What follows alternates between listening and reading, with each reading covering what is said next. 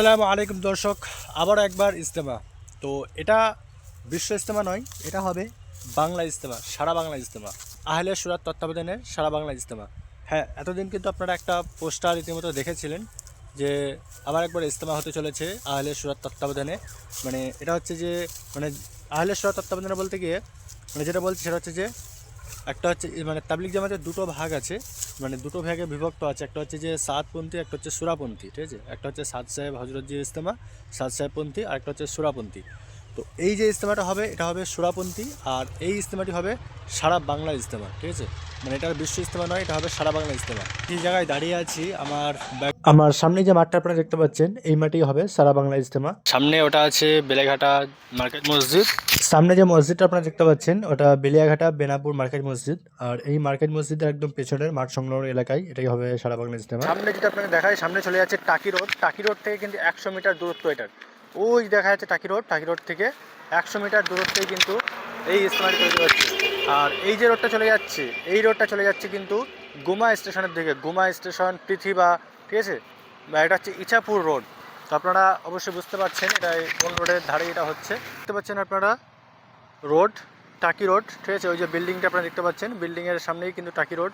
তো মাঠে যাওয়ার রাস্তা, ওই দিকেও একটা রাস্তা করা হয়েছে যেটা আপনাদেরকে দেখিয়েছি। আর এই তৈরি হয়েছে মূল প্যান্ডেল, সামনেরটা এটা মূল প্যান্ডেল চত্বর, এবং ক্যান্টিনগুলো তৈরি হচ্ছে ওই সাইডের দিকে। চলুন আপনাদেরকে দেখাবো তোমার যে প্যান্ডেল প্যান্ডেল এবং এই মাঠের যা আয়তন দেখে বোঝা যাচ্ছে যে ইজতেমাটি মানে সারা বাংলা ইজতেমা তো হচ্ছে ঠিকই, সারা বাংলার নাম দেওয়া হয়েছে সারা বাংলা ইজতেমা, কিন্তু ইজতেমাটি খুব একটু বড় হবে না, ঠিক আছে। ছোটোখাটোর মধ্যেই হবে, যেটা আমরা বুঝতে পারছি।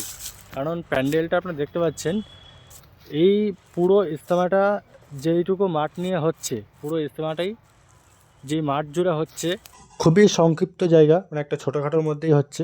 একটা জেলা মার্কায় যে ইজতেমা মানে এর থেকে বড় হয়।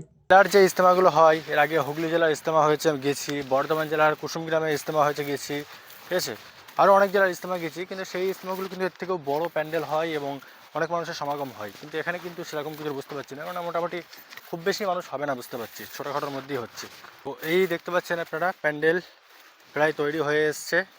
এদিকটাই প্যান্ডেল, এক ধার থেকে কিন্তু প্যান্ডেল কাজ চলছে, এক ধার থেকে কিন্তু প্যান্ডেল তৈরি হচ্ছে। এই মুহূর্তে আমি দাঁড়িয়ে আছি একদম মেন মজমার পুরো সেন্টারে, ঠিক আছে, একদম সেন্টারে দাঁড়িয়ে আছি। এই সামনে সোজাসুজি এটা চলে যাচ্ছে স্টেজ। এদিকে এতটা দূরত্ব আপনারা দেখতে পাচ্ছেন, এদিকের দূরত্ব ওই যে দেখতে পাচ্ছেন আপনারা ওখানে শেষ।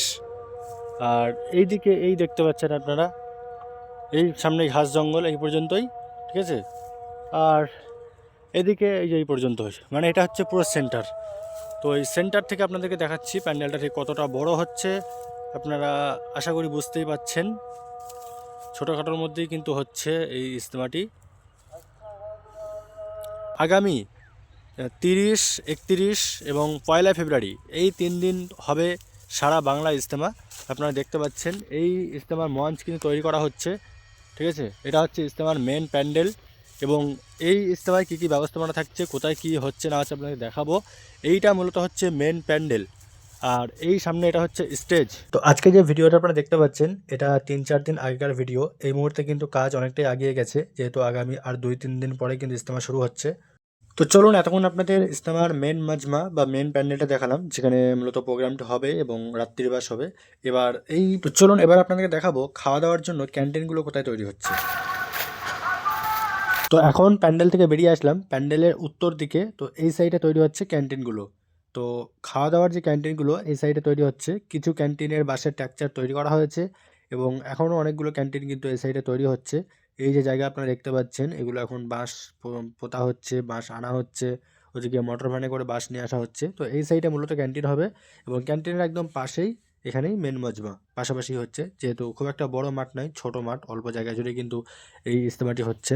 মাপযোগগুলো করা হচ্ছে, আর ওই দেখতে পাচ্ছেন ওই পর্যন্ত হবে ক্যান্টিন, ঠিক আছে।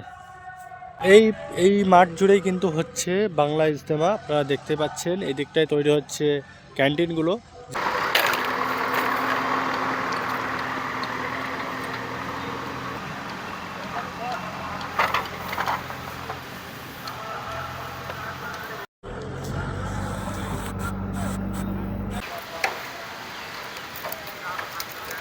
দেখাই, এখানে তৈরি হবে বাথরুম।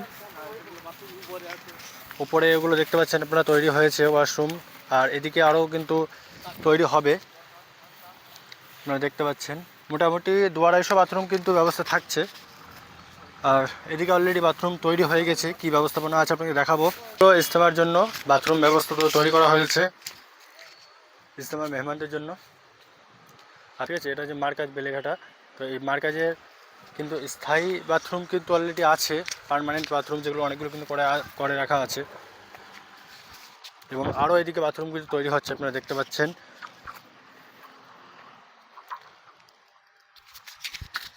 তো এদিকে দেখতে পাচ্ছেন বাথরুমের প্রসেসিং চলছে, বাথরুমের কাজ চলছে। দুতলার বাথরুমটা কিন্তু তৈরি হচ্ছে, এটা হচ্ছে মার্কাজের স্থায়ী বাথরুম, পার্মানেন্ট। তো চলুন এবার আপনাদেরকে বেলেঘাটা বেনাপুর মার্কাজ মসজিদটা ভিতর থেকে দেখাবো। তো চলুন তাহলে মসজিদের ভিতরে যাওয়া যাক।